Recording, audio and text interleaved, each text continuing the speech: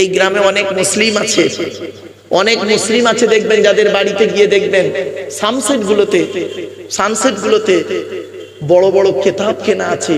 ছেলে আমার master, doctor, engineer, professor হবে, কোর্টের জজ হবে। আবার এই গ্রামে দেখবেন অনেক মুসলমানের বাড়িতে গিয়ে দেখবেন সানসেট গুলোতে বিশাল বড় বড় তরকারির হাঁড়ি আছে, মাল বগরাইতে বেরোবে। ঠিক না ঠিক? এই কোরআনে আল্লাহ পাক বলেছেন বিভিন্ন অ্যাঙ্গেলে নামাজের কথা 82 জায়গায়। কত জায়গায়? 82 জায়গায় নামাজের কথা আছে বিভিন্ন অ্যাঙ্গেলে এই কোরআনে। আর এই কোরআনে আছে 92 জায়গায় লেখাপড়ার কথা। কত জায়গায়? তা কোন সংখ্যাটা বেশি, 82 না 92? তাহলে লেখাপড়ায় পিছিয়ে কেন মুসলমান? কেন লেখাপড়ায় পিছিয়ে? কথাগুলো শুনতে একটু টক লাগলেও উপকারী। ইউরিক অ্যাসিডের উপকার হবে, টক খেলে ইউরিক অ্যাসিডের উপকার হবে। চলুন এগিয়ে যাই। আপনারা ছেলেদেরকে যেমন মাধ্যমিক, উচ্চ মাধ্যমিক, বিএ পাস, এমএ পাস, আলেম, হাফেজ, মাস্টার, ডাক্তার, ইঞ্জিনিয়ার, প্রফেসর করাচ্ছেন, সাথে সাথে মেয়েদেরকেও মাধ্যমিক, উচ্চ মাধ্যমিক, BA pass, MA pass, আলেমা, হাফেজা, master, doctor, engineer, professor করাবেন। কারণ কি জানেন? ইংরেজিতে একটা কথা আছে, one mother's is equal to 100 teacher. একটা মা হলো 100 জন শিক্ষকের সমতুল্য। একজন পুরুষ যদি শিক্ষিত হয় সে কেবল নিজেই শিক্ষিত হয়, একজন নারী যদি শিক্ষিত হয় গোটা পরিবারটা শিক্ষিত হয়। ঠিক না বেটি? অনুরোধ করে বলে যাচ্ছি, ছেলেদেরকে যেমন শিক্ষিত করছেন সাথে সাথে মেয়েদেরকেও লেখাপড়া শেখাবেন। অল্প বয়সে মেয়েদেরকে বিবাহ দিয়ে তার জীবনটা ঝুঁকিতে ফেলবেন না, অনুরোধ করে বলে গেলাম। তবে জন্ম, মৃত্যু, বিবাহ সবই আল্লাহর হাত, এটাকে বিশ্বাস রাখুন। চলো,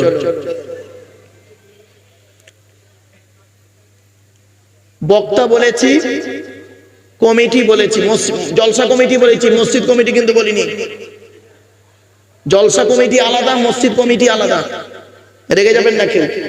আর যাকে তাকে মসজিদ কমিটি করবেন না, আপনাদের হাতে ধরে বলে যাচ্ছি, যাকে তাকে মসজিদ কমিটি করবেন না, গোনা হবে বলে দিচ্ছি।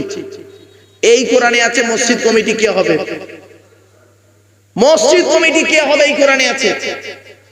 বলবো কি? বলো, বলবো? শোনেন শোনেন বাপেরা, ছোট্ট একটা উদাহরণ দিই, বলুন তো দেখি। আপনাদের এই জুম্মা মসজিদে জুম্মার দিনে, কাল তো জুম্মার দিন, জুম্মার দিনে একজন মুসলিম যুবক ছেলে সাদা পায়জামা পাঞ্জাবি পরে, সাদা টুপি পরে, ছেলেটি জুম্মার নামাজ পড়তে উঠেছে মসজিদে, প্রচুর পরিমাণ বাংলা মদ খেয়ে। কি খেয়ে? বাংলা মদ খেয়ে ছেলেটি মসজিদে উঠেছে জুম্মার নামাজ পড়তে। এট ফার্স্ট আপনারা সর্বপ্রথম তাকে কি করবেন?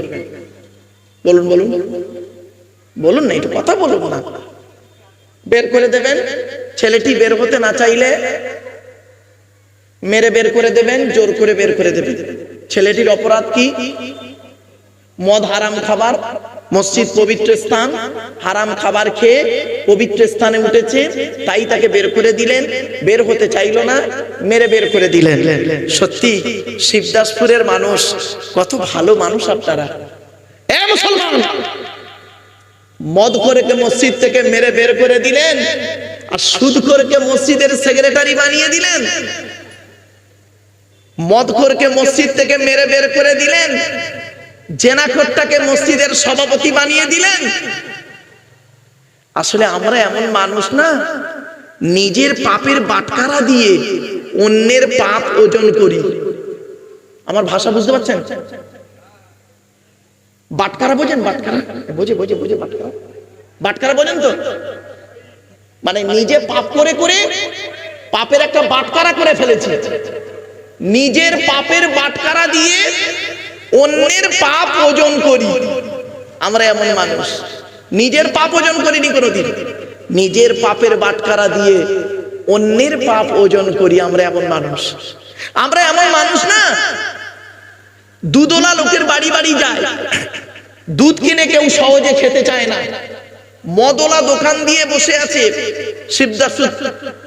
শিবদাসপুরে বলুন আর ওই নৈহাটিতে বলুন, মদলা দোকান দিয়ে নৈহাটিতে বসে আছে, ও মোটর সাইকেলে তেল পুড়িয়ে মদ কিনে খেয়ে মারামারি করে রোজার মাসে হাজি সাহেবের বেটা লকাবে চুম মেরে বসে আছে। দুধওয়ালা কোথায় গিয়েছিল? ওর বাড়ি গিয়েছিল, দুধ কিনে খাই নাই। আমরা এমন মানুষ, আমরা এমন মানুষ না। দুধওয়ালাকে বলি, এই দুধে পানি দিসনি তো, আর মদে পানি ঢেলে খায়। আমরা এমন মানুষ না। 100 টাকা চোরকে, 100 টাকা চোরকে গাছে বেঁধে মারি, 100 টাকা চোরকে গাছে বেঁধে মারি, 1000 কোটি টাকার চোরকে, 1000 কোটি টাকার চোরকে স্টেজে তুলে ফুলের তোড়া দিয়ে সংবর্ধনা জানিয়ে স্যালুট জানায়। 100 টাকা চুরি করেছে, তাকে গাছে বেঁধে মারি। বাড়ি থেকে ভাববে আমরা এমন মানুষ না, রাগ করবেন না কেউ, আমরা এমন মানুষ না। চালনি বোঝেন? চালনি, চালনি আটা চালে কি বলেন? চালনি। ওই চালনির পিছনে ছিদ্র কটা? অগণিত ছিদ্র। আর সূচের পিছনে ছিদ্র কটা? একটা। ওইটা দেবে, এইটা লাগবে না তো, ওটাও থাকবে। আসলে আমি এদিক ওদিক করি তো, মাইকটা ভালো।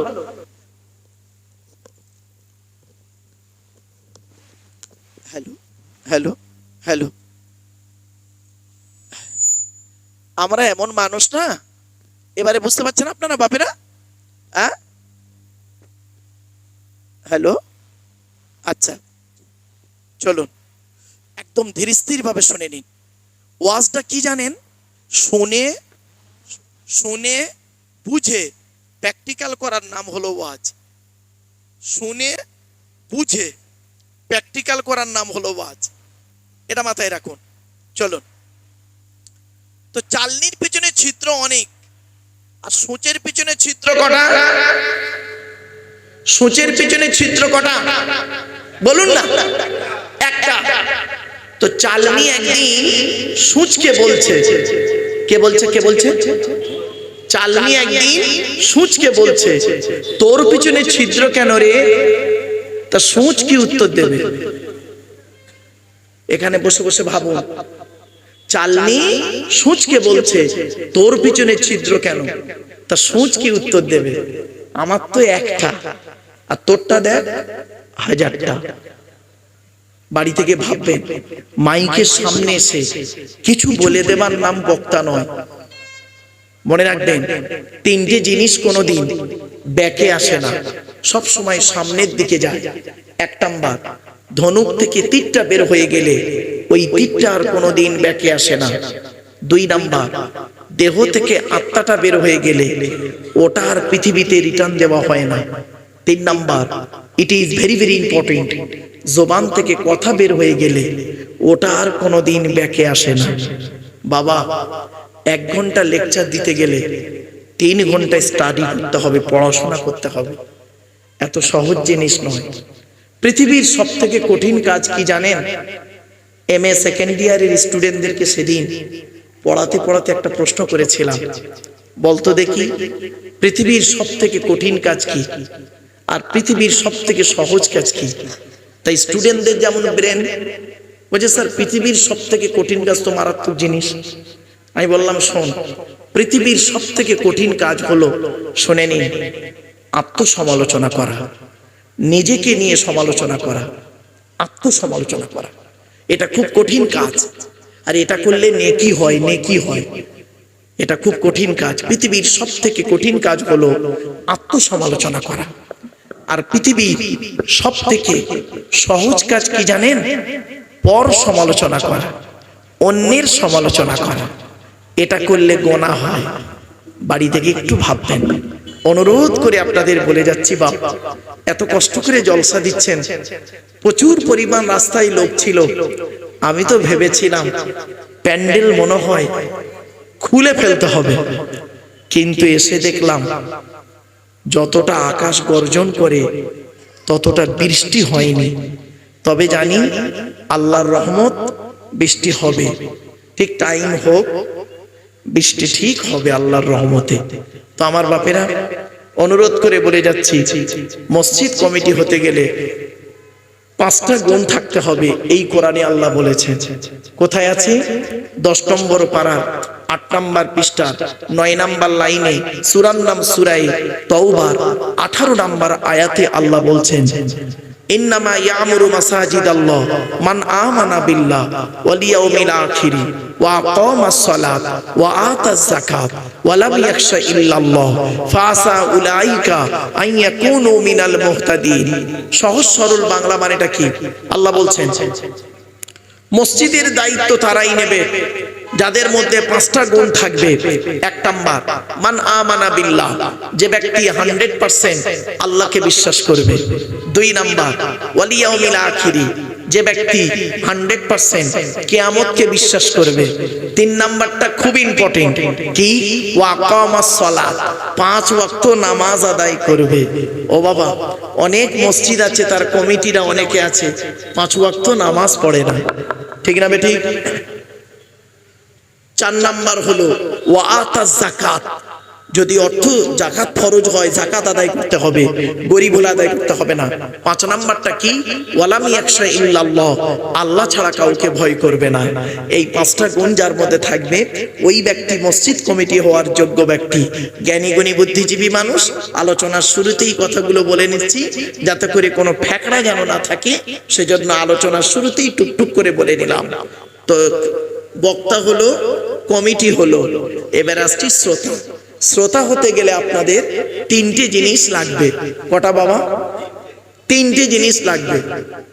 শুধু এখানে এসে বসলেই শ্রোতা নয়, 3টে জিনিস লাগবে শ্রোতা হতে গেলে আপনাদের। কি কি? 1 নাম্বার শরীর পাক। কি বললাম? শরীর পাক। তো এখানে যারা বসে আছেন, দাঁড়িয়ে আছেন, আশা করি আপনাদের শরীর প্রত্যেকের পাক আছে। তবে এখন হয়তো অনেকের ওযু নাও থাকতে পারে, কিন্তু শরীরটা কি পাক আছে। 2 নাম্বার হলো কাপড় পাক। তো আপনারা যে যেমন চয়েসেবল কাপড় পরে আছেন, আপনাদের কাপড়গুলো পাক আছে। 3 নাম্বারটা না সমস্যা, জায়গা পাক। এইটাই যেন একটু সন্দেহ হচ্ছে আমার, একটু খুলে বলি। আচ্ছা বাপেরা, এই যে প্লাস্টিকটায় আপনারা বসেছেন কষ্ট করে, এই প্লাস্টিকটা কি প্যান্ডেলওয়ালাদের? হ্যাঁ, প্যান্ডেলওয়ালাদের। আমার ধারণা প্যান্ডেলওয়ালারা জীবনে কোনোদিন এই প্লাস্টিকটাকে 3 বার করে ধৌত করে না। আজকের এটা এখানে এসেছে, কাল মরা বাড়ি, খানা বাড়ি, শ্রাদ্ধ বাড়ি, অন্নপ্রাশন বাড়িতে যাবে। আবার জলসার পরে দেখবেন তাবারুক দেওয়া হয়ে যাবে যখন, কত লোক জুতো পায়ে দিয়ে এর উপরে চলাফেরা করবে। ও বেচারা করবে কি? এটাকে গুড়িয়ে নিয়ে পাশের গ্রামের জলসায় আবার পেতে দেবে।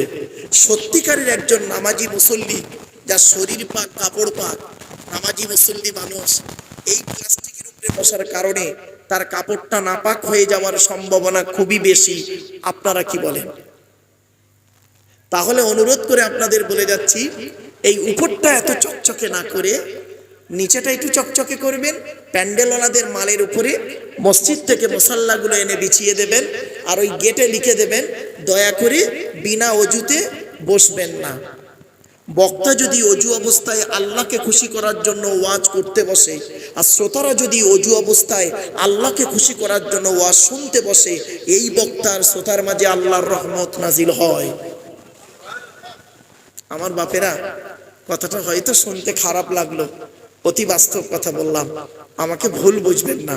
চলুন এগিয়ে যাই, একটা একটা করে কোরআনের আলোচনা করার সুযোগ আমাকে দিন ইনশাআল্লাহ আবুল আজিজ। আসুন আমরা আল্লাহর কাছে একটু দোয়া চেয়ে নেব। আল্লাহুম্মা আমিন। রব্বানা যালামনা আনফুসানা ওয়া ইল্লাম তাগফির লানা ওয়া তারহামনা লানাকুনান্না মিনাল খাসিরিন। রব্বি জিদনি ইলমা রব্বিরহামহুমা কামা রাব্বায়ানি সগীরা। রব্বুল আলামিন, সন্ধ্যা থেকে নিয়ে এখন পর্যন্ত বহু আলেম উলামা, জ্ঞানী গুণী বুদ্ধিজীবীরা বিভিন্ন দিক নিয়ে আলোচনা করেছেন। আমি অধম গুনাহগার, কিছুই তো জানি না মাবুদ। সুবহানাকা লা ইলমা লানা ইল্লা মা আল্লামতানা ইন্নাকা আনতাল আলিমুল হাকিম। আল্লাহ, আপনি বলার তৌফিক না দিলে আমি কিছুই বলতে পারবো না মাবুদ। ওগো দয়াময়, আলোচনার শুরুতেই গুটিকত কিছু কথা বলিয়ে নিয়েছেন, আর যতক্ষণ আলোচনা করাবেন কোরআন হাদিস ইজমা কিয়াস থেকে সঠিক কথাগুলি আমার মুখ থেকে বলিয়ে নেবেন, বক্তা শ্রোতাকে আমল করার তৌফিক দেবেন। ওগো দয়াময়, এই জলসার সভাপতি, সেক্রেটারি, কেশিয়ার কমিটি হালাল মাল থেকে তাবারুককে কবুল করে নিন, বক্তা শ্রোতাকে কবুল করে নিন। আল্লাহ মসজিদের সভাপতি, সেক্রেটারি, কেশিয়ার কমিটি, ইমাম, মুয়াজ্জিন, মুক্তাদি, মুসল্লি সুসম্পর্ক বজায় রাখার তৌফিক দান করুন। আল্লাহ এই কোরআনুল কারীমের মাহফিল শোনার জন্য আমার বাবাজিরা, মায়েরা, বোনেরা, স্নেহের কচি কচি বাচ্চারা, যুবকেরা এসেছে চাতক পাখির ন্যায়। আল্লাহ কোরআনের আলোচনা শোনার জন্য, কোরআনের আলোচনা শোনার পরে আমল করার তৌফিক আমাদের দান করুন। রব্বুল আলামিন এই জলসা থেকে আমাদেরকে শিক্ষা এমন দিয়ে দিন যাতে করে আমরা পৃথিবীতে আগামী দিন যতদিন বাঁচিয়ে রাখবেন ঈমান নিয়ে যেন থাকতে পারি, ঈমান নিয়ে যেন কবরে যেতে পারি, সে তৌফিক আমাদের দান করুন। রব্বি ইশরাহ লি সাদরি ওয়া ইয়াসসির লি আমরি ওয়াহলুল উকদাতাম মিন লিসানি ইয়াফকাহু কওলি। আল্লাহুম্মা ইন্না নাসআলুকা ইলমান নাফিয়া ওয়া আমালান মুতাকাব্বালা ওয়া রিজকান হাসানা ওয়া হালালান তাইয়্যিবা। সুবহানা রাব্বিকা রাব্বিল ইজ্জাতি আম্মা ইয়াসিফুন ওয়া সালামুন আলাল মুরসালিন ওয়ালহামদুলিল্লাহি রাব্বিল আলামিন। ওয়াজআল আখির কালামিনা ইনদাল মাউতি লা ইলাহা ইল্লাল্লাহু মুহাম্মাদুর রাসূলুল্লাহ। Sadri Jalsa, in the name of Allah, the most merciful, most beneficent, peace be to Allah, Lord of the world.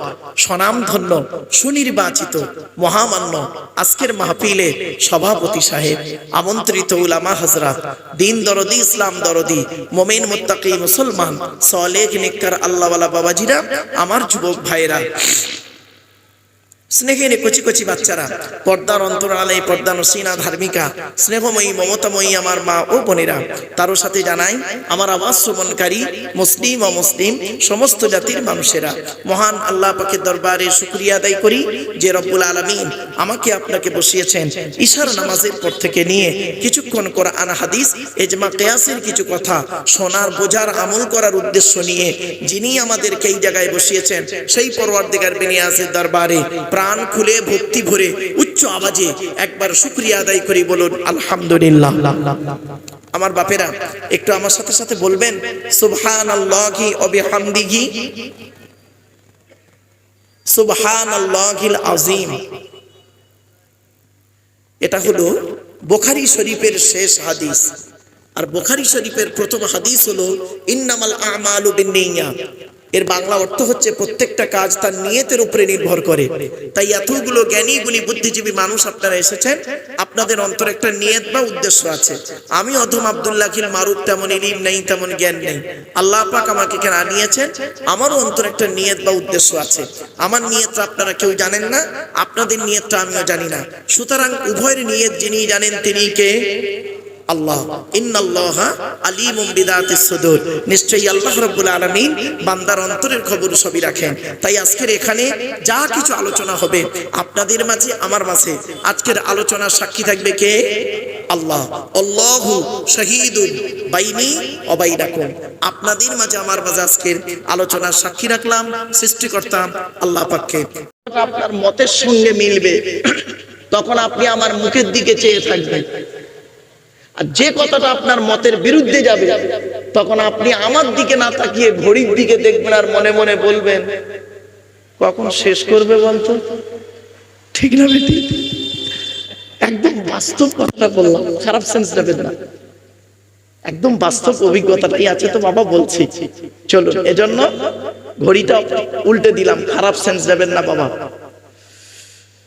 যদিও বলবেন আমাদের হাতে মোবাইল আছে, ওটা আলাদা জিনিস। চলো কয়েকটা কথা খালি শুনে নিন। জলসা দিতে গিয়ে কতগুলো ভুল হয়। আজ মুসলমানরা মার খাচ্ছে কেন জানেন? দুটো কারণে। না জেনেছে বলে মার খাচ্ছে, আর ভুল জানার কারণে মার খাচ্ছে। কি বললাম? না জানার কারণে মার খাচ্ছে, আর ভুল জানার কারণে মার খাচ্ছে। এই দুটো কারণ। ছোট্ট একটা উদাহরণ দিচ্ছি, শুনে নিন। ইহুদিরা এখন মুসলমানদের খুব মারছে, তাই না? আরে কথা বলেন, কথা বলেন, মারছে তো না মারে না? ইহুদিরা মুসলমানদের খুব মারছে। অল্প সংখ্যক ইহুদি, 200 কোটি মুসলমান, অল্প সংখ্যক ইহুদি মুসলমানদের মারছে। তা আপনারা এখান থেকে বসে মোনাজাতকারী কাঁদছেন। শুনে নিন, ইহুদিদের একটা কিতাব আছে, কিতাবটার নাম হলো তালমুদ। তালমুদ কি বললাম, কি বললাম? যতদিন বাঁচবেন মনে রাখবেন, তালমুদ বলে একটা কিতাব আছে ইহুদিদের। সেই কিতাবের মধ্যে লেখা আছে, হে ইহুদিরা, সেই দিন তোমরা মুসলমানদের সঙ্গে হেরে যাবে, মুসলমানদের সঙ্গে আর পারবে না। সেই দিন, যেদিন দেখবে মুসলমানদের জুম্মার নামাজের জামাত ফজরের নামাজের জামাতের সমান হবে। কি বললো? জুম্মার নামাজের জামাত ফজরের নামাজের জামাতের সমান হবে।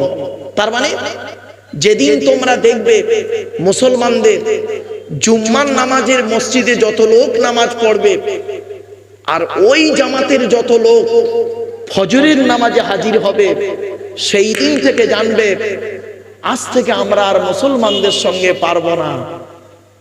আর ইহুদিরা এটা খুব ভালো রকমই জানে এখন পর্যন্ত, যে এ মুসলমান হলো সেই মুসলমানের বাচ্চা, এরা জুম্মার নামাজটা 3 তালা ভর্তি করে আর ফজরের নামাজটা ইমাম সাহেব আর গোটা 5 বুড়ো ছাড়া আর কেউ পড়ে না। অতএব এ মালগুলোকে যত মারবি কোনো পাপ হবে না। এবার বুঝতে পারছেন বাবা? কথাটা শুনতে একটু টক লাগলো তো, কিন্তু টক হলেও কি হয় জানেন, মাঝে মাঝে না বিরিয়ানির মাঝে স্যালাড খেতে হয়, বিরিয়ানির মাঝে স্যালাড খেতে হয়, তবে একটু ভালো লাগে। তবে চাটনি পাঁপড় দেবো, টেনশন নেবেন না, লাস্টে দই মিষ্টি আছে, অবশেষে একটু থামস আপ দিয়ে নেমে যাব। ধৈর্যের পরিচয় একটু দিই তো। একবার উচ্চ আওয়াজে তাকবীর দেওয়া যাবে? নারায়ে তাকবীর, নারায়ে তাকবীর।